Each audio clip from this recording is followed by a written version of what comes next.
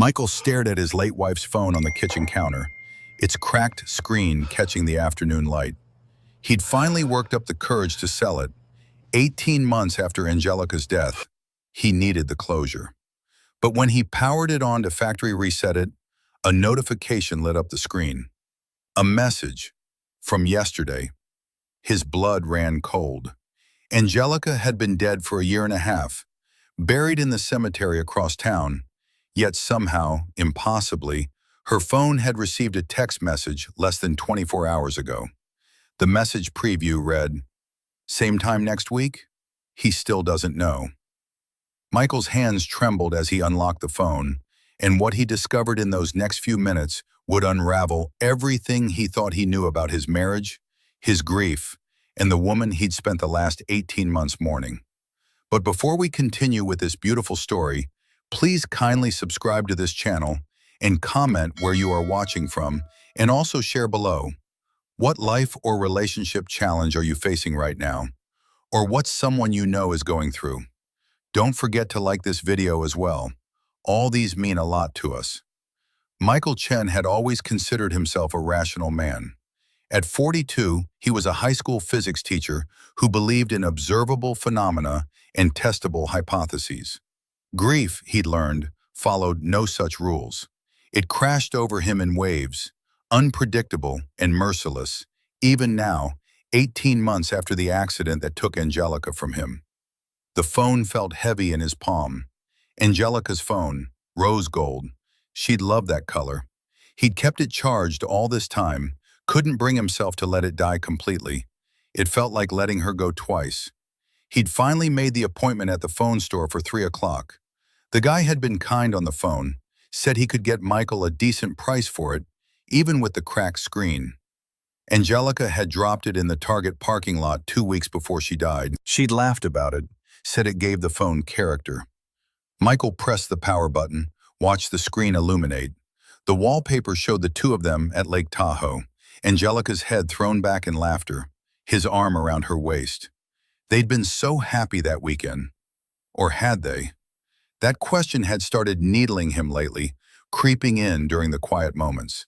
That's when he saw it, the notification badge. One new message. His heart lurched. Probably spam, he told himself, some automated thing. But the preview made his stomach drop. Same time next week? He still doesn't know. Michael sank into the kitchen chair. His hands weren't steady anymore. He knew Angelica's passcode, her birthday backwards. She'd never been secretive about it. Why would she be? They'd trusted each other completely, hadn't they? He typed in the numbers. The phone unlocked. He navigated to messages, found the thread.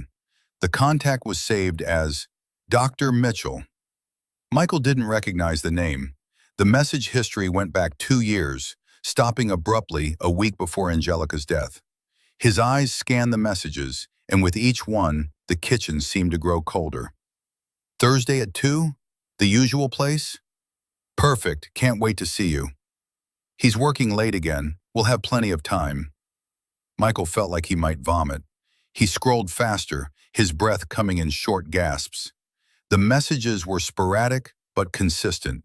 Every week, sometimes twice a week, for nearly 6 months before Angelica died. There were no explicit confessions, nothing overtly romantic, but the intimacy in the tone was unmistakable. Last night was incredible. I can't stop thinking about you. Same. This is getting harder to hide, but I don't want to stop. His wife, his Angelica, who'd made him breakfast every Sunday, who'd held his hand during his father's funeral, who'd talked about having a baby soon.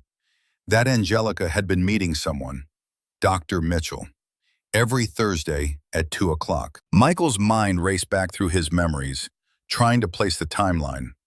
Thursday afternoons. She'd said she had a yoga class. He'd never questioned it. Why would he? Angelica wasn't the type to lie, or so he'd thought.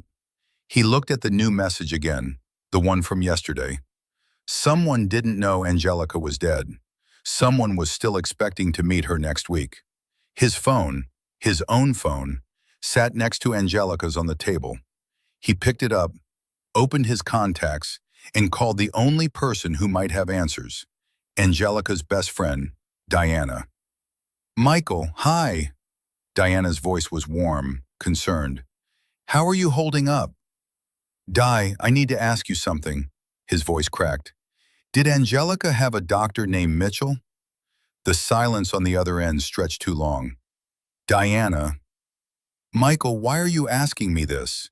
Her tone had shifted, careful now, guarded. "Please, I found messages on her phone from someone called Dr. Mitchell.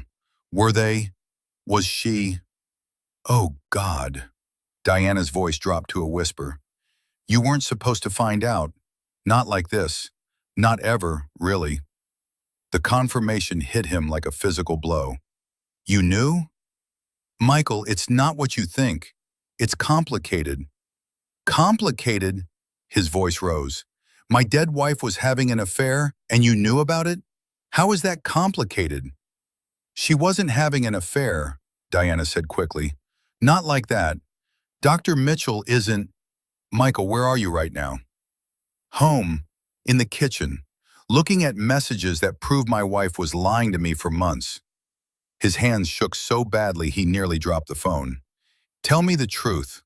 All of it." Diana took a shaky breath. "Dr. Mitchell is a therapist. Angelica was seeing her for counseling. But Michael, there's more. There's so much more, and I promised Angelica I would never tell you, but she's gone, and you're hurting, and I think you deserve to know what she was dealing with." If you're enjoying this story so far, pause and comment, "I am enjoying this story," below. Michael gripped the phone tighter. What was she dealing with? What didn't she tell me? "Not over the phone. Can I come over? I'm 20 minutes away. I have something I need to show you. Something Angelica left with me before she died." "What? What did she leave?" "Letters," Diana said softly. "She wrote you letters. 4 of them. She made me promise to only give them to you if you ever found out the truth. I never thought you would. I hoped you wouldn't have to carry this." Michael ended the call and stared at Angelica's phone again. He scrolled through more messages with Dr. Mitchell. Appointments, brief check-ins, nothing romantic, nothing sexual. Just consistent, regular contact with a therapist Angelica had hidden from him. But why? They'd always talked about everything, hadn't they? He opened Angelica's photo gallery next, scrolling through thousands of images. Most were normal, pictures of food, sunsets, the two of them together. But then he found a folder labeled Journal, buried in a subfolder within a subfolder. Inside were screenshots of typed notes, entries dated and organized. His cursor hovered over the first one, dated 2 years and 3 months before her death. The preview showed only the first line. "I don't know how to tell Michael that I've been lying to him since the day we met." Michael's vision blurred. He clicked the entry and began to read. "I don't know how to tell Michael that I've been lying to him since the day we met. Not about loving him, that's the most honest thing about me, but about who I was before him, the life I left behind, the people I ran from. He thinks I'm from Portland, that my parents died in a car accident when I was 23, that I was an only child. None of it is true. My real name isn't even Angelica Chen. It's Rebecca Westfield, and I have a sister named Claire who probably still thinks I'm dead." Michael couldn't breathe. The words swam before his eyes. He kept reading. "I came to California to disappear. I had reasons. Good reasons. Reasons I thought justified leaving everything behind and becoming someone new. But meeting Michael changed everything. He made me want to be the person I was pretending to be. Honest, open, free from the past. I started seeing Dr. Mitchell 8 months ago because the weight of these secrets was crushing me. She's helping me figure out how to tell him the truth, how to explain why I lied about everything. I'm terrified he'll leave me when he knows, but I'm more terrified of living this lie forever." Michael sat frozen, the phone clutched in his hands. His wife, his Angelica, had been someone else entirely. Someone named Rebecca Westfield who'd faked her own death and reinvented herself. The woman he'd loved, the woman he'd married, the woman he'd mourned for 18 months. She'd been living a lie their entire relationship. But why? What had she been running from? He scrolled to the next entry, dated 6 months later. Dr. Mitchell thinks I should tell him soon. The longer I wait, the worse it gets. But there's more to it than just the new identity. There's the money I took when I left. It's in an account Michael doesn't know about. $375,000 that technically doesn't belong to me. I told myself I earned it, that I deserved it after what they put me through. But the truth is more complicated than that. And if Michael finds out, he might not just leave me. He might hate me. The doorbell rang, snapping Michael out of his stupor. Diana. He stood on shaky legs and walked to the front door, still holding Angelica's phone. Diana stood on the porch, her eyes red and swollen. In her hands, she held a manila envelope. "I'm so sorry, Michael. I wanted to tell you so many times, but I promised her. She made me swear." Michael stepped aside to let her in. They walked to the living room in silence. Diana sat on the couch, the envelope on her lap. Michael remained standing, couldn't make himself sit down. "How much did you know?" he asked. "Most of it, not everything. Angelica told me about her past about a year before she died. She was working up the courage to tell you. The therapy was helping her figure out how." "Her name was Rebecca." Diana nodded. "Rebecca Westfield. She grew up in Minnesota, not Portland, and her family didn't die in a car accident. They're very much alive. Or were, as of 2 years ago." "Why did she run? Why did she lie to me?" Diana's eyes filled with tears. "Because she was scared. Her family, Michael, they're not good people. Her father, Charles Westfield, runs a pharmaceutical company. On paper, it's legitimate, but Rebecca discovered he was involved in illegal drug trials, experiments on patients who didn't know what they were agreeing to. People died. She found proof, documented everything, and when she confronted him, he threatened her, told her she'd have an accident if she went to the authorities." Michael felt the floor tilt beneath him. "So she stole money and disappeared." "The money was her inheritance from her grandmother. Technically hers, but her father controlled it. She emptied the account and ran, changed her name, moved across the country, started over. That's when she met you. And she never told me any of this. She wanted to. God, Michael, she was going to tell you. She had a plan. Dr. Mitchell was helping her prepare. But then the accident happened and—" "What accident?" Michael's voice was sharp. "Tell me about the accident, Diana, because I'm starting to wonder if it really was an accident at all." Diana's face went pale. "What are you saying?" "Angelica, Rebecca, whoever she was, she'd been hiding from dangerous people for years. She had evidence of criminal activity. She stole hundreds of thousands of dollars from her own father. And then one day, her brakes just happened to fail on a steep hill." Michael could hear his voice rising, but he couldn't stop it. "Did you ever question that? Did anyone?" "The police investigated. They said it was mechanical failure. The brake line had corroded. Or it was cut." Michael sank into the chair across from Diana. "Oh God, what if someone found her? What if they killed her?" Diana opened the envelope and pulled out 4 letters, each in a separate sealed envelope with Michael's name written in Angelica's handwriting. She wrote these over the course of 6 months. The last one is dated 3 days before she died. She was planning to give them to you herself, but she wanted to have them as backup in case she couldn't find the words in person. Michael took the letters with trembling hands. The paper felt impossibly heavy. "There's one more thing," Diana said quietly. "The text you saw on her phone from yesterday. I might know who sent that. Angelica's sister, Claire, knew about the therapy appointments. Angelica had started reaching out to her, very carefully, trying to mend that relationship.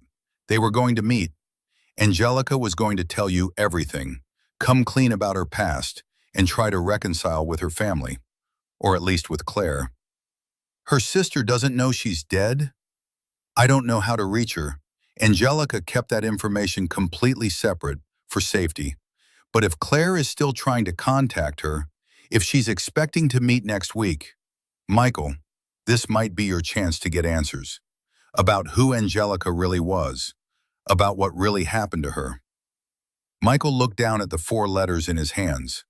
Behind him, the late afternoon sun cast long shadows across the living room floor, the same room where he and Angelica had danced on New Year's Eve, where they'd argued about paint colors, where he'd proposed to her on one knee with shaking hands, and she'd said yes through tears of joy. Everything he'd believed about his life had been a carefully constructed illusion. His wife had been someone else. Their entire relationship had been built on lies. And now she was gone, leaving only these letters in a trail of secrets that might lead to the truth or might lead to danger. He looked up at Diana. I need to know everything. Read me the letters, all of them, right now. Diana shook her head. She wanted you to read them alone. They're private, between you and her. She's dead, Diana. Privacy doesn't... His voice broke. I need to understand. I need to know who I was married to. Diana stood, placed her hand on his shoulder. Then read them. But Michael, be prepared. The truth changes everything. And there's one more thing Angelica wanted you to know. Something she told me to tell you if you ever found out. She loved you more than anything in this world. Everything she did, every lie she told, it was to protect you. She didn't want you caught up in her mess. After Diana left, Michael sat alone in the dimming light, 4 letters spread on the coffee table before him. He picked up the first one, postmarked 8 months before Angelica's death, and broke the seal. My dearest Michael, it began, if you're reading this, then you know my greatest secret, and I'm so sorry. Michael read through the night, each letter unfolding another layer of the woman he thought he knew. By the time dawn broke through the living room windows, he'd read all 4 letters 3 times each, and his understanding of his entire marriage had been shattered and rebuilt into something unrecognizable. The first letter explained how Rebecca Westfield had become Angelica Chen, how at 24 she'd witnessed her father's pharmaceutical company conducting unauthorized drug trials on homeless patients at a facility in Minneapolis, how she'd gathered evidence, lab reports, patient files, internal memos, proving not only the illegal trials, but also that several patients had died and been quietly disposed of. How her father had discovered what she was doing and had calmly explained to her over dinner that accidents happened to people who made poor decisions about family loyalty. She'd run that very night, emptied her trust fund, drove to Chicago, paid cash for everything, and disappeared. A lawyer she'd contacted had helped her obtain new identification documents, legally questionable, but technically valid. She'd chosen the name Angelica because it meant princess in Hebrew, and Chen because it was common enough to hide behind. She'd moved to California, gotten a job as a receptionist at a dental office, and tried to become invisible. Then she'd met Michael at a coffee shop. He'd been grading papers at the table next to her. She'd been reading a book on physics, trying to understand the universe through science, since nothing else made sense anymore. He'd noticed the book, made a joke about quantum mechanics, and she'd laughed, really laughed, for the first time in 8 months. The second letter detailed their courtship from her perspective, how guilty she'd felt with each lie, how she'd fallen in love despite telling herself she couldn't, shouldn't, wouldn't, how Michael had made her want to be better, be honest, be real, how she'd started seeing Dr. Mitchell to work through the trauma and figure out how to come clean without destroying everything. The third letter was dated 3 months before her death and was different in tone, anxious, urgent. Someone knows where I am, she'd written. I don't know how they found me, but I've seen the same car parked across the street 3 times this week. A black sedan with tinted windows. Today I saw it following me to the grocery store. I'm scared, Michael. I'm so scared. I called Claire from a burner phone yesterday. She told me things have gotten worse at home. Father's company is under investigation by the FDA. She thinks he might be getting desperate. I've started keeping copies of my evidence in multiple locations. One with Dr. Mitchell, one in a safety deposit box at the bank on 5th Street, one with Claire. If something happens to me, you need to know this wasn't an accident. I need you to promise me something. If I die suddenly, please contact Agent Angelica Rodriguez at the FBI field office in Minneapolis. Tell her Rebecca Westfield found more evidence. Tell her to look at the safety deposit box. The key is taped behind our wedding photo on the bedroom dresser. And Michael, please don't investigate this yourself. These people are dangerous. Let the professionals handle it. Just stay safe. That's all I want, for you to be safe. Michael's hands had trembled as he'd read that part. He'd walked immediately to the bedroom, pulled down the wedding photo, and found the key exactly where she'd said it would be. It had been there for 18 months, just inches from where he slept every night, and he'd never known. The fourth letter was the shortest, written 3 days before her death. Michael, by the time you read this, I'll have told you everything in person. Or maybe I won't. Maybe I'll lose my courage again. But either way, I need you to know this. Loving you was the most honest thing I ever did. You made me want to be the person I pretended to be. You made me believe I could be redeemed. Whatever happens next, whatever you decide about us, thank you for giving me 3 years of happiness I never thought I deserved. You showed me what it feels like to be truly seen, truly loved, truly safe. Even if it was based on lies, the love was real. That part was always, always real. I love you, Michael Chen. In every life, in every universe, in every version of reality, I would choose you. Now, as morning light filled the room, Michael made a decision. He picked up his phone and called Diana. "Did you sleep?" she asked, answering on the first ring. "No, Diana, I need you to tell me everything you know about Angelica's sister. How can I reach Claire?" "Michael, I don't think that's a good idea. These people are probably responsible for my wife's death. Angelica said someone was following her. She said her father was under investigation. I need to know if her death was really an accident." The police investigated. They said, "The police don't know about any of this, about who she really was, about her family, about the evidence she was hiding. I need to talk to Claire. And I need to talk to that FBI agent Angelica mentioned, Agent Rodriguez." Diana was quiet for a long moment. "If I help you with this, you have to promise me something. Promise you won't do anything dangerous. Promise you'll let the authorities handle it." "I promise."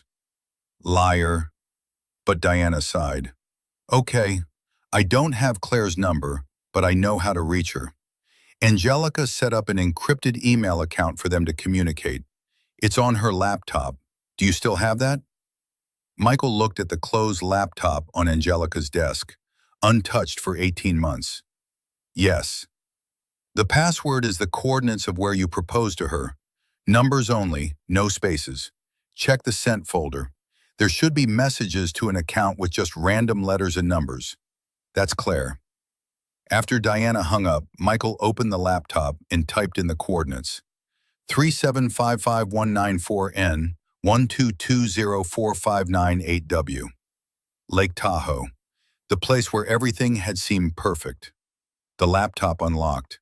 He found the encrypted email account exactly where Diana said it would be. The message history showed sporadic communication over 2 years, growing more frequent in the months before Angelica's death. The most recent message from Claire was dated yesterday, the same day as the text message on Angelica's phone. "Rebecca, I'm getting worried. You haven't responded to my last 3 emails. Is everything okay? Father knows we've been in contact. He's been asking questions. I think he might be planning something. Please respond so I know you're safe. We're still on for next week, right? Tuesday at the cafe we discussed?" Michael's heart pounded. He positioned his fingers over the keyboard, then stopped. If he responded pretending to be Angelica, he'd be lying, continuing the deception. But if he told Claire the truth, that Angelica was dead, he might lose his only connection to answers. He made his choice and began typing. Claire, this isn't Rebecca. My name is Michael Chen. I was Rebecca's husband. She was living as Angelica Chen when we married. I need to tell you something, and I'm sorry to do it like this. Rebecca died 18 months ago in a car accident. At least that's what the police said. But I just found out about her real identity and the circumstances she was running from. I have evidence that someone may have been following her before her death. I need to talk to you. I need to know the truth about what happened. If you're willing to meet, I'll be at the cafe Tuesday at 2 o'clock. I'll be wearing a blue jacket and carrying a photo of Rebecca. I'm sorry for your loss, and I'm sorry you're finding out this way. He hit send before he could second-guess himself. Next, he called the FBI field office in Minneapolis and asked for Agent Angelica Rodriguez. He was transferred twice before a professional female voice answered. Agent Rodriguez. My name is Michael Chen. My wife was Rebecca Westfield. She died 18 months ago, but before she died, she told me to contact you if anything happened to her. She said you would know what it meant. The silence on the other end lasted several seconds. Mr. Chen, I'm going to need you to verify some information for me. When did you say your wife died? May 15th, 2 years ago. Car accident in San Francisco. Brake failure. And you're just contacting me now? I just found out who she really was yesterday. She'd been living under an assumed identity. I had no idea about her past until I discovered messages on her old phone. Mr. Chen, I'm going to need you to come to our San Francisco office. Today, if possible. This is an active investigation, and what you're telling me could be crucial. Can you do that? Yes, but I need to know something first. Was my wife's death really an accident? If you're enjoying this story so far, pause and comment, I am enjoying this story, below. Agent Rodriguez's tone softened slightly. Mr. Chen, there are things I can't discuss over the phone, but I can tell you that the name Rebecca Westfield has been on my desk for 3 years. We've been building a case against Westfield Pharmaceuticals for illegal human experimentation and fraud. Rebecca was supposed to be one of our witnesses. Then she vanished. We assumed Charles Westfield had gotten to her. If what you're saying is true, if she was living under a new identity all this time, then there are questions we need answered. Can you be here by 2 o'clock? Michael looked at the clock. 9:30. He could make it. I'll be there. There's something else. She left evidence in a safety deposit box. I have the key. Don't go there alone. Come to the office first. We'll go together. Mr. Chen, if your wife's death wasn't an accident, if someone from the Westfield organization was involved, then you might be in danger too. They may not know you exist, but they might be watching anyone connected to Rebecca. After hanging up, Michael sat back, his mind racing. In the span of 12 hours, his entire world had inverted. His quiet life as a high school physics teacher married to a dental receptionist had been a fiction. The real story involved dangerous criminals, federal investigations, murder, and a woman who'd loved him enough to try to protect him by lying about everything. His phone buzzed. An email notification. Claire had responded. Michael, I don't know if I can believe this. Rebecca can't be dead. She can't be. We were supposed to fix things. I was supposed to help her come forward. This is my fault. I should have done more to protect her. I'll be at the cafe Tuesday. I need to see proof. I need to know what happened. And Michael, if you're who you say you are, if you really loved my sister, then please be careful. Our father is a dangerous man. If he finds out you know about Rebecca, if he realizes she left evidence behind, he won't hesitate to silence you too. I've been looking over my shoulder for 2 years. Now you will too. I'm sorry you got dragged into this. Rebecca always said you were a good man who deserved better than her lies. But she loved you. That much I know was true. Michael closed the laptop and looked around the living room. Every object held memories now tinged with questions. The blue vase Angelica had bought at a flea market, had it reminded her of something from her real life? The cookbook she'd used every Sunday. Had Rebecca Westfield learned to cook, or was that skill part of the Angelica Chen costume? He walked to the bedroom and opened Angelica's closet. Her clothes still hung there, untouched. He'd been unable to pack them away. Now he ran his hands over the fabrics, looking at each item with new eyes. In the back, behind her winter coats, he found a small lockbox he'd never noticed before. His heart racing, he tried the key from the wedding photo frame. It didn't fit. This was a combination lock. He tried her birthday. Nothing. His birthday. Nothing. Their anniversary. The lock clicked open. Inside, he found a passport under the name Rebecca Westfield, issued 11 years ago. The photo showed a younger version of Angelica with darker hair and glasses, but unmistakably her. There was also a burner phone, still charged, and a flash drive labeled Insurance. Michael pocketed all 3 items. Then he noticed something else at the bottom of the box. A pregnancy test. Positive. His knees went weak. He sat on the bed, staring at the test. The date on the box indicated it was from 2 weeks before Angelica died. She'd been pregnant. She'd been pregnant and hadn't told him. Or maybe she had been planning to tell him. Maybe that's why she'd finally decided to come clean about everything. Maybe the baby had been the catalyst for truth. Michael pressed his palms to his eyes, overwhelmed. He'd lost his wife. But he'd also lost a child he'd never known existed. A child who would have been 16 months old now. A child who died with Angelica in that car accident. Unless the stress of the pregnancy had been why her guard was down. Unless knowing she was pregnant had distracted her, made her easier to follow, easier to target. His grief, already profound, deepened into something darker. Rage. Someone had taken not just Angelica from him, but their unborn child. Someone had ended 2 lives and tried to make it look like mechanical failure. He put the pregnancy test back in the box and locked it. He would tell Agent Rodriguez about it, but first, he needed a moment. Just a moment to sit with this new loss, this new layer of devastation. His phone rang. Unknown number. Hello? Is this Michael Chen? A male voice, older, cultured. Who's asking? My name is Charles Westfield. I believe you were married to my daughter. Michael's blood turned to ice. How did you get this number? Mr. Chen, I understand you've recently been looking into my daughter's past. I understand you've been in contact with her therapist and possibly with my other daughter, Claire. I'm calling to extend an invitation. I'd like to meet with you, today if possible, to discuss Rebecca and to ensure we understand each other clearly. I have nothing to say to you. I think you do. I think you have questions about what happened to Rebecca. I think you might have evidence that belongs to me. And I think you're planning to do something foolish with that evidence. Mr. Chen, I'm not the villain Rebecca painted me to be. She was troubled, paranoid, and she stole from her own family. What happened to her was tragic, but it was an accident. However, if you pursue this investigation, if you go to the authorities with fabricated evidence or conspiracy theories, you'll be making a grave mistake. Are you threatening me? I'm offering you a choice. Meet with me this afternoon, hear my side of the story, and we can resolve this like reasonable people.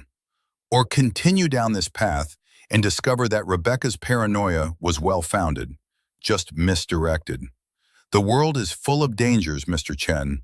Accidents happen, even to high school physics teachers. The line went dead. Michael's hands shook as he lowered the phone. Charles Westfield knew who he was, knew what he was doing, which meant he'd been watching, probably since yesterday, maybe longer. He grabbed his car keys, the flash drive, and Angelica's letters. He would go to the FBI office now, ahead of schedule.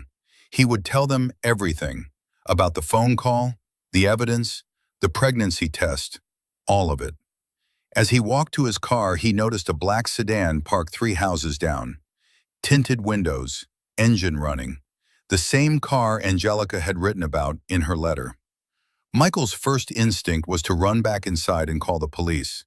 But instead, he pulled out his phone and took a photo of the license plate.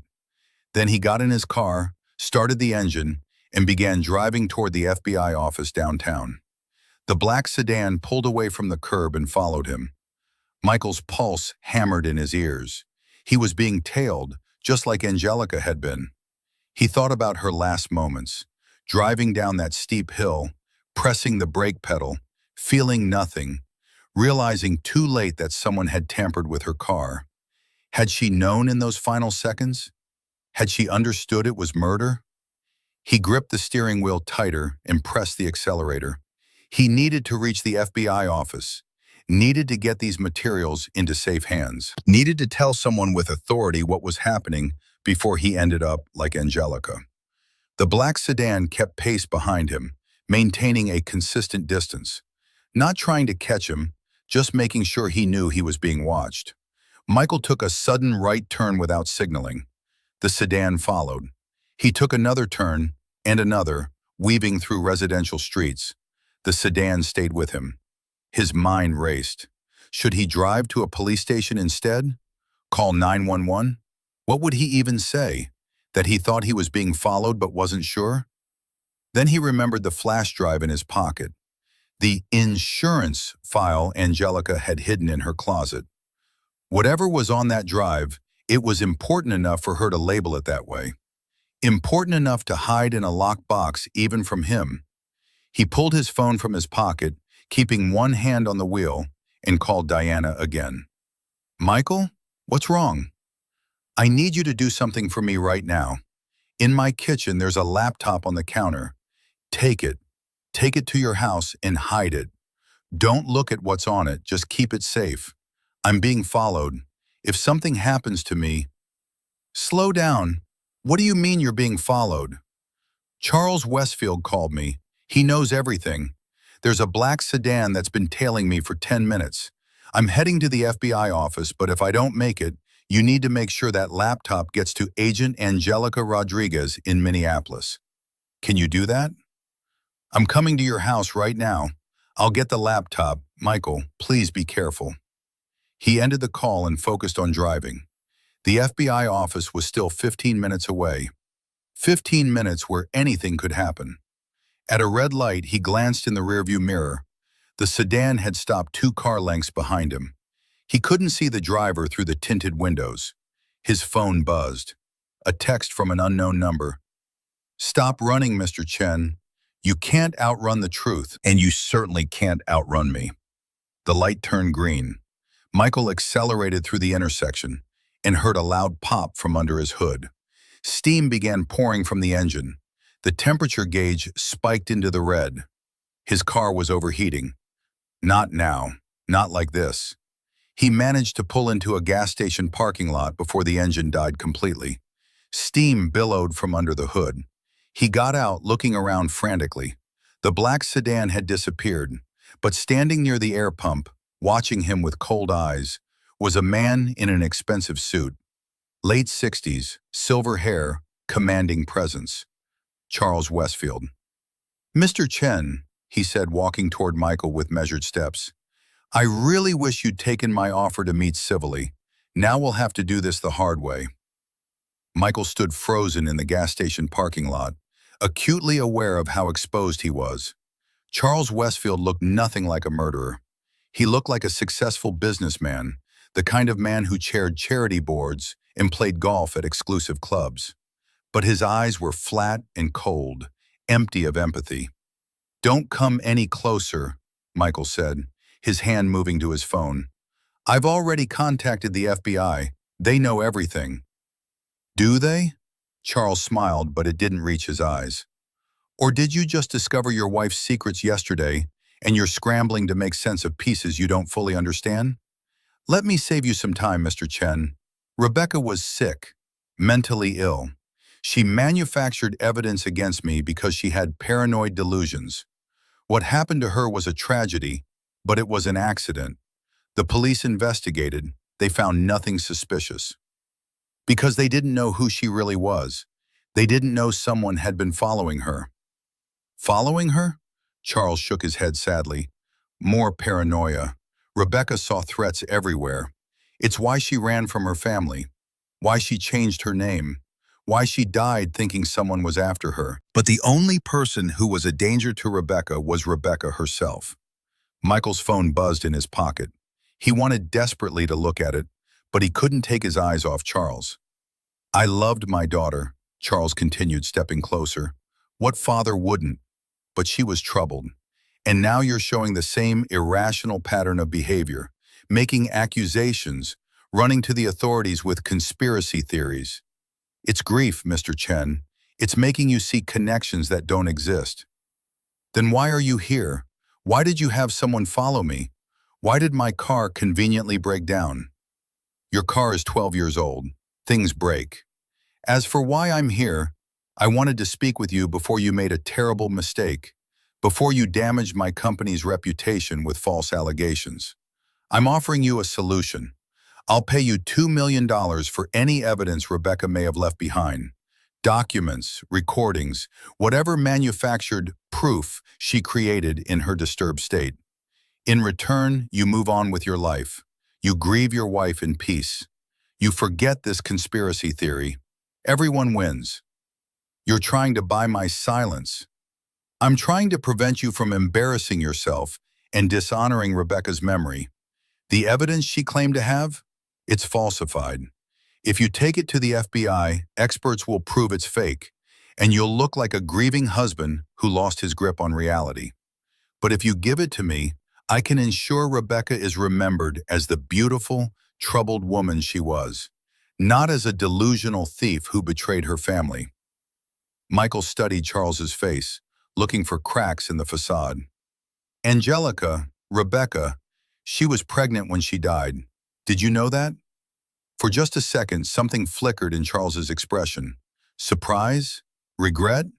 It was gone too quickly to identify. "I didn't know. I'm sorry for your loss. Another reason to accept my offer, Mr. Chen. Take the money, start over, maybe start a new family. Don't waste your life chasing ghosts." "I want to hear you say it," Michael said quietly. "Did you kill her? Did you have someone tamper with her brakes?" Charles's face hardened. "I love my daughter. I would never hurt her. Whatever you think you know, you're wrong. And if you continue down this path, you'll discover that I have resources you can't imagine. Legal resources. Your teaching career, your reputation, your freedom, all of it can disappear faster than you can blink. Or you can take the money and walk away. Those are your only two options." "There's a third option," Michael said. "I can tell the truth, no matter what it costs me." Charles sighed, like a disappointed parent. "Then you're as foolish as Rebecca was, and just as doomed." He turned and walked away, climbing into a sleek Mercedes parked at the edge of the lot. The car drove away, leaving Michael alone with his steaming, broken-down vehicle. Michael pulled out his phone. 3 texts from Diana. "Got the laptop. I'm hiding it at my sister's house." "Are you okay?" "Michael, answer me." 1 text from Agent Rodriguez. "Mr. Chen, where are you? You were supposed to be here 30 minutes ago." And 1 text from the unknown number. "Final warning, drop this now." Michael called a rideshare and within 20 minutes was sitting in Agent Rodriguez's office at the FBI building.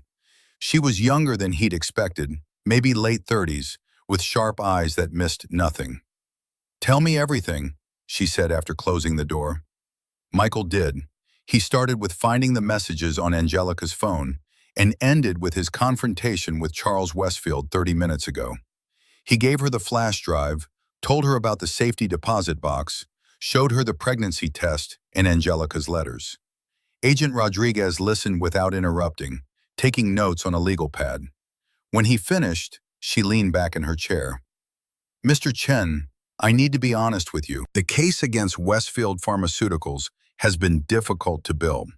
Charles Westfield is very careful. He uses intermediaries, destroys evidence, intimidates witnesses. We've been investigating him for 3 years, but everything we have is circumstantial. The evidence Rebecca claimed to have could change that. But I need to know, have you looked at what's on this flash drive?" "No, I found it this morning and came straight here after Westfield confronted me. She plugged the flash drive into her computer. The file directory showed dozens of folders, lab reports, patient files, financial records, internal memos, recorded conversations. Agent Rodriguez opened the first audio file. Charles Westfield's voice filled the room, discussing payment to a hospital administrator for access to vulnerable subjects for drug trials. The recording was date-stamped 4 years ago. She opened a patient file. A homeless man named James Thornton had been enrolled in a trial for an experimental cardiac drug. According to the notes, he died within a week. Cause of death listed as natural causes, but handwritten notes in the margin read, subject showed severe adverse reactions. Protocol violation. Do not report to IRB. File after file showed the same pattern. Unauthorized trials, falsified consent forms, deaths covered up or attributed to other causes. Financial trails showing payments to doctors and administrators who looked the other way. This is it, Agent Rodriguez breathed. This is everything we needed. Mr. Chen, your wife documented everything. She dated it, cross-referenced it, even annotated it with explanations of the legal violations. She wasn't paranoid. She was right. Her father was conducting illegal human experiments, and people were dying. If you're enjoying this story so far, pause and comment, I am enjoying this story, below. So what happens now? Michael asked. Now I get a warrant for Charles Westfield's arrest. We'll raid Westfield Pharmaceuticals, seize their records, interview witnesses. With this evidence, we can build a case that'll put him away for decades. But Mr. Chen, I need you to understand something. You're a witness now. You're part of this case. And that means you're in danger until we have Charles Westfield in custody. He offered me $2 million to give him the evidence and disappear. He was probably planning to kill you as soon as you handed it over. Men like Charles Westfield don't leave loose ends. If he killed Rebecca, and I think he did, he won't hesitate to eliminate anyone else who threatens him. Michael felt the weight of it settling over him. His quiet life was over. Angelica's lies hadn't just been about protecting herself, they'd been about protecting him. By keeping him ignorant, she'd kept him safe. Now that he knew the truth, he was a target. I need to get that safety deposit box opened, Agent Rodriguez said. If there's more evidence in there, we need it secured immediately. Can you take me there now? Yes, but I need to do something first. Angelica's sister Claire, she's supposed to meet me Tuesday. She doesn't know Angelica's dead. I need to tell her in person. Mr. Chen, I don't think that's wise. Claire Westfield could be... She's not involved. Angelica trusted her. She was helping Angelica plan to come forward. I need to tell her what happened, and I need to understand more about Angelica's life before me. Please. Agent Rodriguez considered this. Okay, but you don't go alone. I'll have agents with you.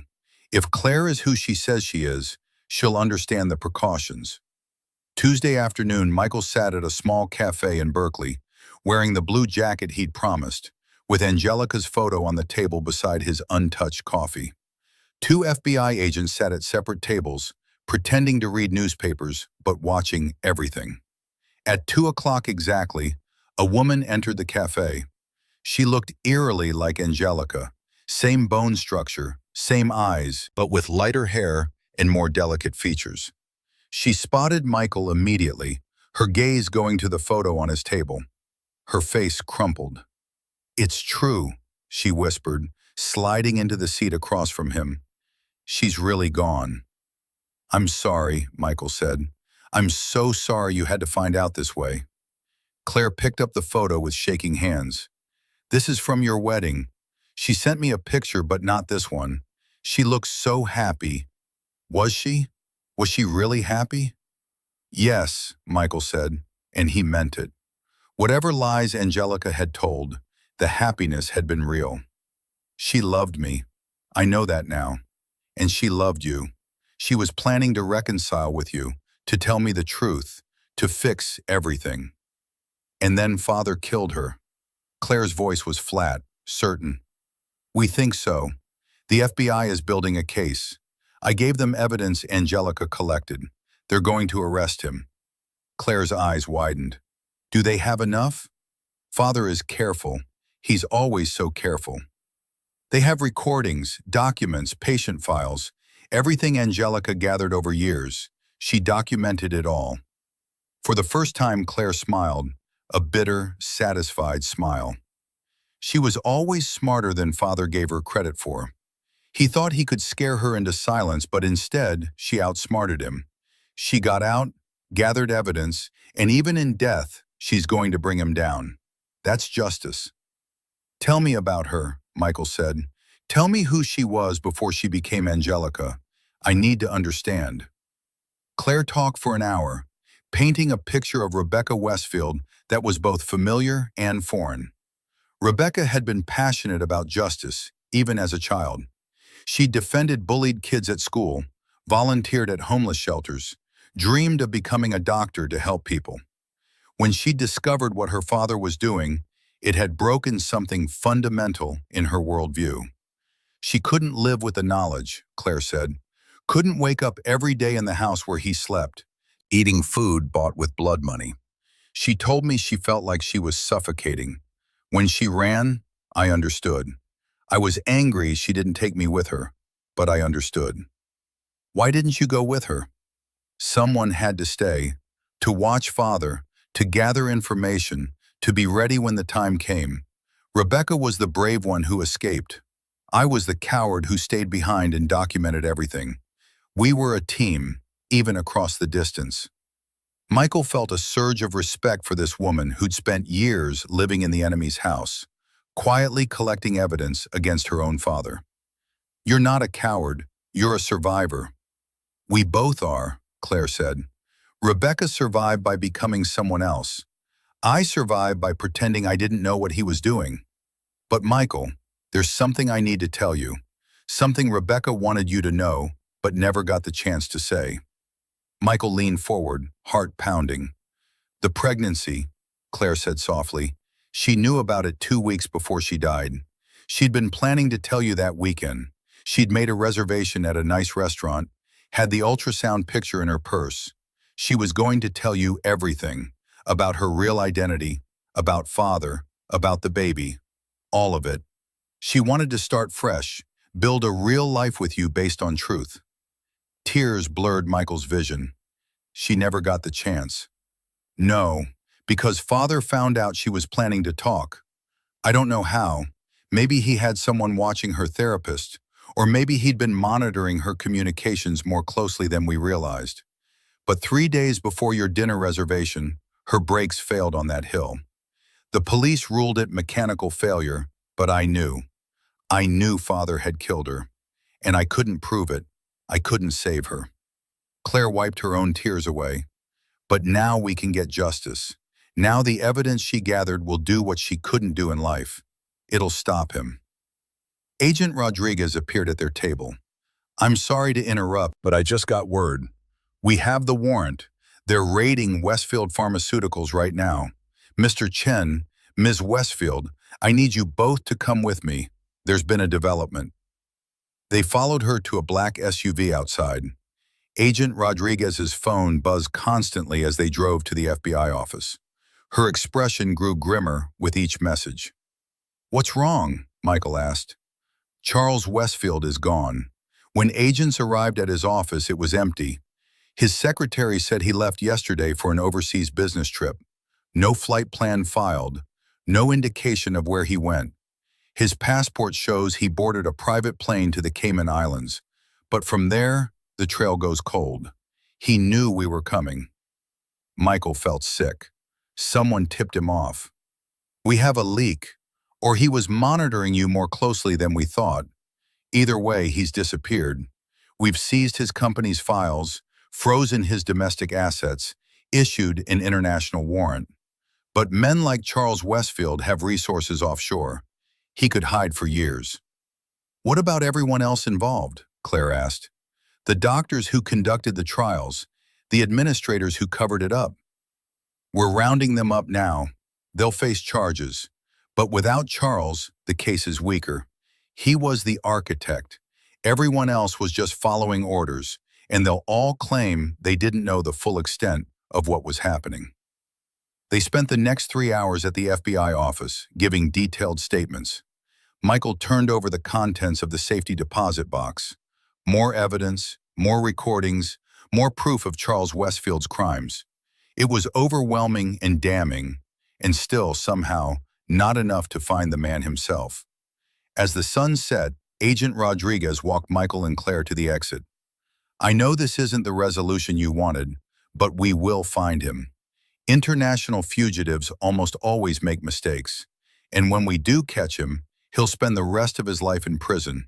I promise you that." Outside, Claire turned to Michael. "What will you do now?" "I don't know. Go back to teaching, I suppose. Try to figure out who I am now that everything I thought I knew is different. Rebecca would want you to be happy. She told me that once. She said the only thing that made her sacrifices worthwhile was knowing that you were safe and happy. I can't be happy knowing he's out there, knowing he killed her and got away with it." Claire squeezed his hand. "He didn't get away with it. He lost his company, his reputation, his life in America. He's a fugitive living in fear, looking over his shoulder forever. That's not getting away with it. That's its own kind of prison." Over the following weeks, Michael tried to return to normal life. He went back to work, taught his classes, graded papers, but everything felt hollow. Every night he reread Angelica's letters, trying to understand the woman who'd loved him enough to lie, to protect, to sacrifice. The media ran stories about the Westfield pharmaceutical scandal. Patients who'd suffered in the illegal trials came forward. Families of those who died demanded justice. The company collapsed, its stock worthless, its facilities seized. But Charles Westfield remained missing. 3 months after their initial meeting, Michael invited Claire to dinner at his house. She'd become his connection to Angelica's real past, and slowly they developed a friendship built on shared grief and determination. "I have something to show you," Claire said as they sat in the living room after dinner. She pulled out a laptop and opened a video file. "I found this in some old family videos. I think you should see it." The videos showed a teenage Rebecca at a family gathering, maybe 15 years old. She was laughing, full of life, arguing passionately about something with her grandfather. The resemblance to Angelica was striking, but incomplete. This girl had an openness, an innocence that Angelica had lost. "This is who she was before everything happened," Claire said softly. "Before father corrupted everything. She was so full of hope and belief that the world could be better." Michael watched the screen, seeing his wife smile in this stranger's face. She kept some of that. Even after everything, she still believed in goodness, in truth, in justice. "She believed in you," Claire said. "You gave her hope when she thought she'd lost it forever." They sat in comfortable silence, watching the video loop. Then Michael's phone buzzed. A text from Agent Rodriguez. "Turn on the news. Now." Michael grabbed the remote and switched on the TV. Every major channel was covering the same story. Charles Westfield had been found dead in a hotel room in Singapore. Initial reports suggested suicide. A note had been left. Michael's hands went numb. Claire gasped beside him. Agent Rodriguez called seconds later. "Mr. Chen, I wanted you to hear this from me before the media gets the details. Charles Westfield is dead. It appears he took his own life. The note he left was brief. He confessed to ordering Rebecca's murder and expressed remorse for his crimes. We're treating it as credible, but there will be an investigation to rule out foul play." "He confessed?" Michael could barely process it. "Yes, he admitted to having Rebecca's brakes tampered with. He said he thought he was protecting his company, his legacy, but that the guilt had destroyed him. With his empire gone, his reputation ruined, facing international charges, he chose this way out. I'm sorry, Mr. Chen. I know you wanted him to face trial." After the call ended, Michael and Claire sat in stunned silence. The man who'd killed Rebecca was dead. The truth was finally public. Justice, in its own twisted way, had been served. "Do you think it's real?" Claire asked. "Do you think he really killed himself? Or did someone get to him? Someone who didn't want him testifying?" "Does it matter?" Michael said. "Either way, he's gone. He can't hurt anyone else." Rebecca would have wanted him to face trial, to publicly answer for what he did. Maybe, or maybe she would have wanted exactly this, for him to admit what he did and face his own conscience. We'll never know. In the weeks that followed, Michael found himself thinking differently about Angelica's lies. She'd created a false identity to survive, yes, but in doing so, she'd created something real. A love that had transcended the deception. She'd been Rebecca Westfield, damaged and running, and she'd been Angelica Chen, hopeful and healing. Both versions had loved him. Both versions had been real. He started writing down his own story, trying to make sense of the past 2 years. The grief, the discovery, the investigation, the resolution. Writing became therapy, a way to process the impossible reality he'd lived through. 6 months after Charles Westfield's death, Michael received a package from a law firm. Inside was a letter from Angelica's lawyer, the one who'd helped her create her new identity years ago. "Dear Mr. Chen, I was instructed by my client, Angelica Chen, formerly Rebecca Westfield, to deliver this package to you in the event of her death and the resolution of her father's crimes. She prepared this before she died, hoping you'd never need to read it, but wanting you to have it if circumstances required. Inside, you'll find the full truth of her life, in her own words, along with something she wanted you to have." The package contained a journal, years of Rebecca's handwritten entries, documenting her transformation from Rebecca to Angelica, her falling in love with Michael, her fears and hopes and dreams. The final entry was dated the day before she died. "Tomorrow I tell Michael everything. Tomorrow I show him the ultrasound and explain that our baby will be born into truth, not lies. I'm terrified he'll hate me for deceiving him, but I'm more terrified of continuing this way. If you're reading this, Michael, it means I never got my chance to be brave. It means something went wrong. I'm sorry. I'm so sorry for the lies and the secrets and the danger I brought into your life. But please know this. Loving you was the truest thing I ever did. You made me believe I could be better than my past. You made me want to try. Whatever happens, thank you for 3 years of honest love in a life full of dishonest survival.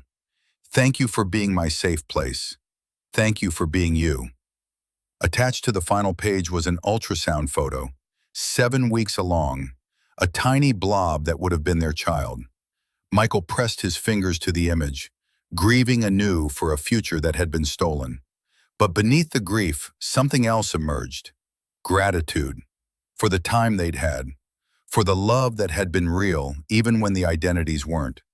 For Angelica's courage in trying to build a better life, despite impossible circumstances. He thought about the question that had haunted him since finding those messages on her phone. Had their marriage been real if it was built on lies? And now, finally, he had his answer. Yes. Because love isn't about perfect honesty. It's about choosing each other despite imperfections, despite pasts, despite fears. Angelica had chosen him every day in every way that mattered. She'd protected him, loved him, tried to build a future with him. The name she'd used was false, but the commitment had been real. Michael placed the ultrasound photo in a frame next to their wedding picture on his dresser. 2 reminders of the life they'd built and the life they'd almost had. 2 pieces of a story that was both tragic and beautiful. A year later, Michael stood at Angelica's grave with Claire beside him. They'd become family, bonded by their shared connection to Rebecca/Angelica and their joint determination to honor her memory. The headstone now bore both names, Angelica Chen and Rebecca Westfield, with the dates of her birth and death and a simple inscription Michael had chosen. She loved bravely and lived truly. "She'd be proud of you," Claire said, "of how you've handled all of this, of how you've chosen to remember her." I'm trying to live the way she would have wanted, teaching kids to question, to think critically, to stand up for truth. It's not much, but it's something. It's everything, Claire said. It's exactly what she would have wanted. As they walked back to the car, Michael thought about the phone that had started this entire journey. Angelica's old phone with its cracked screen and impossible message. He'd kept it, unable to let it go. Sometimes he still powered it on, scrolled through her photos, read her journal entries, not to torture himself, but to remember, to honor the complexity of who she'd been. That night, Michael sat at his desk and opened his laptop. He'd been working on a book, the full story of Rebecca Westfield and Angelica Chen, of corruption and courage, of lies and love. Agent Rodriguez had approved him writing it, said it might help other people trapped in impossible situations find the courage to come forward. He typed the final words of the manuscript. In the end, Angelica taught me that identity is not about the name you're given or the past you carry. It's about the choices you make, the people you love, and the legacy you leave behind. She was Rebecca Westfield, victim of her father's crimes. She was Angelica Chen, my wife and partner. She was both and neither, someone entirely her own. And in every version of herself, she was brave. That's how I choose to remember her. Not as the woman who lied to me, but as the woman who loved me enough to try to become better. In a world full of deception, that truth is enough.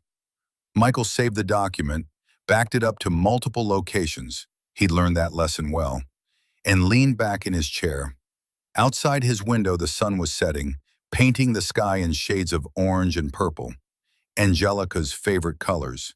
He picked up the phone, not Angelica's old one, but his current one, and called Claire. "Hey," she answered, "how's the writing going?" "I finished it, the whole story start to finish." "How do you feel?" Michael considered the question. "Sad, grateful, hopeful, all of it at once." "That sounds about right," Rebecca would approve. They talked for another hour about nothing important. Claire's new job, Michael's upcoming summer break, plans for a memorial scholarship in Angelica's name. Normal things, healing things. After hanging up, Michael walked to the bedroom and looked at the two photos on his dresser. Angelica laughing at Lake Tahoe, and the ultrasound of their child who never was. The weight of grief was still there, would always be there, but it no longer crushed him. Instead, it grounded him, reminded him of what mattered.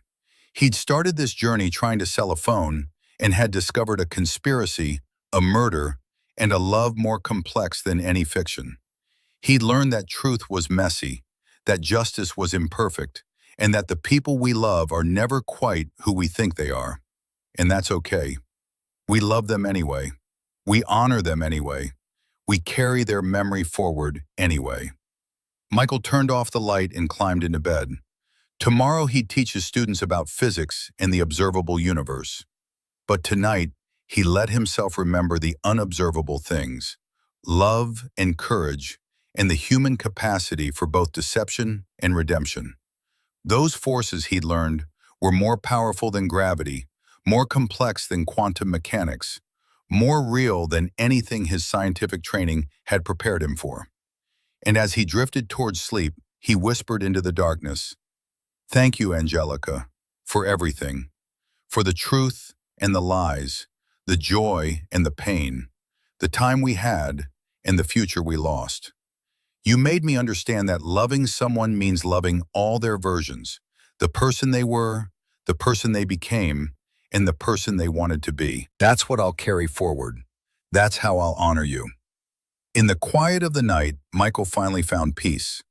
Not the peace of forgetting, but the deeper peace of acceptance. His wife had been complicated, flawed, brave, and real. She'd loved him the only way she knew how, imperfectly but completely. And in the end, that was enough. That would always be enough.